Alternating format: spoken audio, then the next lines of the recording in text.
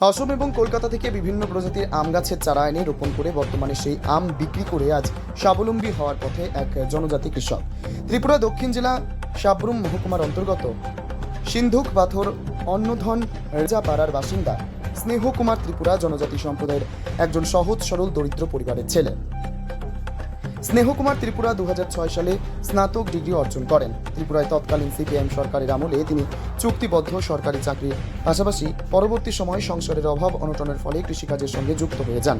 2018 সাল থেকে তিনি নিজের স্বইচ্ছায় প্রায় 27 প্রজাতির আম, ডালিম এবং ড্রাগন ফল চাষের পাশাপাশি বিভিন্ন ধরনের ফুল গাছের চারা উৎপাদনের মাধ্যমে আত্মনির্ভর হওয়ার উদ্যোগ নিয়েছেন।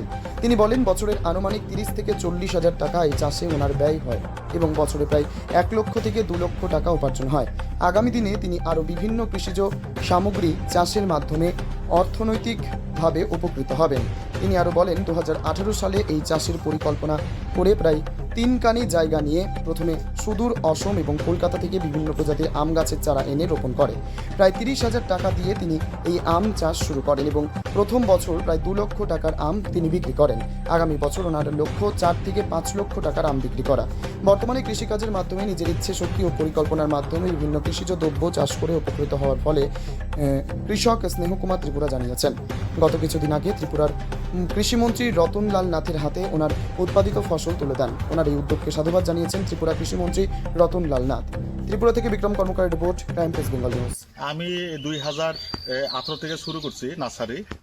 আমি চারা বিক্রি করি আর আমার কাছে বিশেষ করে আমের ভ্যারাইটি 27টা প্রজাতি আছে, এটার উপরে প্লাস ভ্যারাইটি আছে আমার কাছে বর্তমানে। আচ্ছা, আপনি এখানে চাষ করার ক্ষেত্রে বছরে কত টাকা ইনভেস্ট করছেন? আমার ইনভেস্ট হয় ওই লেবারের পিছনে খরচ হয়, বেশিরভাগ লেবারের পিছনে আর ফার্টিলাইজার পিছনে খরচ হয় 20 থেকে 30 হাজার খরচ হয় বছরে। আচ্ছা, আপনার কত টাকা মানে আর্ন হচ্ছে? তো বছরে 1.5 থেকে 2 লাখ টাকা আমি শুধু চারা বিক্রি করি। শুধু আমের চারা না, আমার থেকে দেশ বিদেশের সবগুলি চারা পাওয়া যায়, বিশেষ করে ফ্রুট, আম থেকে জাম, কাঁঠাল, পেয়ারা, লিচু সব ধরনের পাওয়া যায়। আচ্ছা, এখানে আপনার বর্তমানে আপনি কি এখানে কি শুধুমাত্র নিজেই কাজ করছেন নাকি মানে যে কলব থেকে শুরু করে যেগুলো হচ্ছে এগুলো নিজে করছেন নাকি কেউ অন্য কেউ করে দিচ্ছে? আমি নিজেই করতে করতে প্র্যাকটিক্যালভাবে শিখেছি, ওখানে নিজেই করি আমি। আর যদি আমার কাছে মজুদ না থাকে ভ্যারাইটি, আমি বাইরের থেকে ইনপুট করি। ধন্যবাদ দাদা। Thank you. তোমার আমার সকলেরই একটাই পছন্দ, মাদার্স চয়েস।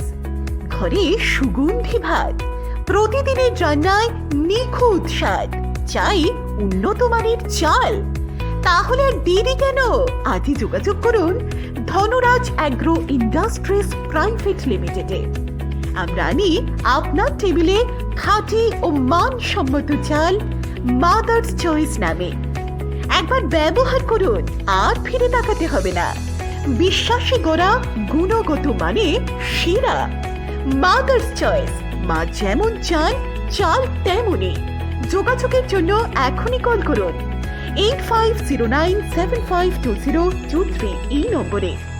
মাদার্স চয়েস শুধুই সেরা নয়, সবার প্রথম পছন্দ।